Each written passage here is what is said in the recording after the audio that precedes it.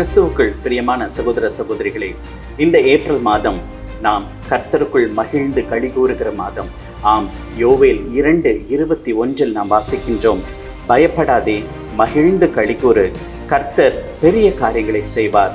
ஆம், இந்த உலகத்தில் வாழ்கிற ஜனங்கள் அநேக காரியங்களை குறித்து அவர்கள் பயப்படுவதை நாம் பார்த்திருக்கின்றோம். படிக்கிறதை குறித்த பயம், வேலையை குறித்த பயம், பணி செய்கிற இடத்துல மேலதிகாரிகளை குறித்த பயம், இருளை குறித்த பயம், திருமணத்தை குறித்த பயம், வாழ்க்கையின் எதிர்காலத்தை குறித்த பயம்.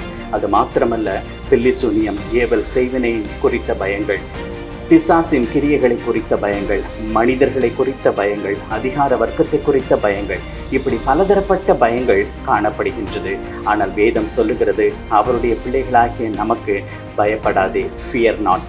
நமக்கு இருக்க வேண்டிய ஒரே ஒரு பயம், கர்த்தருக்கு பயப்படுகிற பயம்.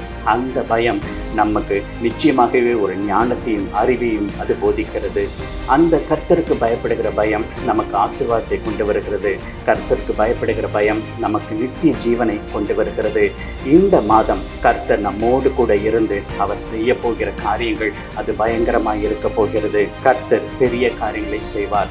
கர்த்தர் செய்கிற காரியங்கள் எல்லாமே இயற்கைக்கு அப்பாற்பட்ட காரியங்கள், சயின்ஸுக்கு அப்பாற்பட்ட காரியங்கள், நம்முடைய ஞானத்திற்கு எட்டாத காரியங்கள். ஆகவே அந்த காரியங்களை, அந்த அமேசிங் திங்ஸை நம்முடைய வாழ்க்கையில் நாம் சுதந்திரித்து, விசுவாசத்தில் சுதந்திரித்து, கர்த்தருக்கு ஸ்தோத்திரம் செலுத்துகிற, களிகூர்ந்து மகிழத்தக்கிற ஒரு மாதமாய் தேவன் நமக்கு இந்த ஏப்ரல் மாதத்தை கொடுத்திருக்கிறார். So have an amazing month of April. God bless you.